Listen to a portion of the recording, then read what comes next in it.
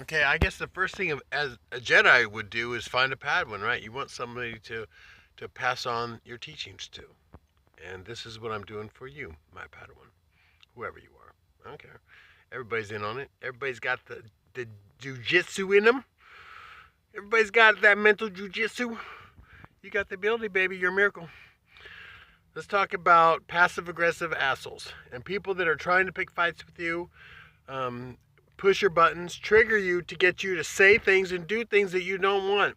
A great example, my son, when he was in like what, second grade or third grade, and he had like a speech impediment, and this kid pushed him down, and he, my son being my son, he got jumped up, and the kid was a bully. I knew the kid, and the kid pushed him back down, and my son got up and pushed him to the ground. And all of a sudden, all the teacher saw was my son pushing this other kid to the ground, so my son looked like the bully, like the terrible kid. And I know he's not. So he got in trouble for that. When I heard, I was like, bullshit. My kid don't do that. So I talked to my kid, and he explained to me the kid pushed me down. And so I got him and pushed him back. I'm like, I get it. You got to let the teacher do their job. But yeah, I did do the spiel. But at the same time, I said, you defend yourself. Don't let nobody put their hands on you. And that's true, right? But he looked like the bully. So perception's everything.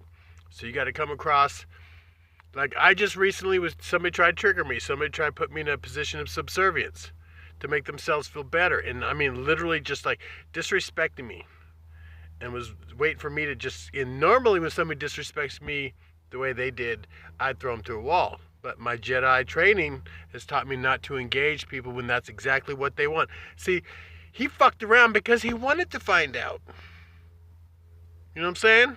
And I didn't give it to him. Just like that hillbilly in the Ozarks. No joke. Came up on me and tried to tell me I needed to go. Tried to tell me what to fucking do. Get the fuck on.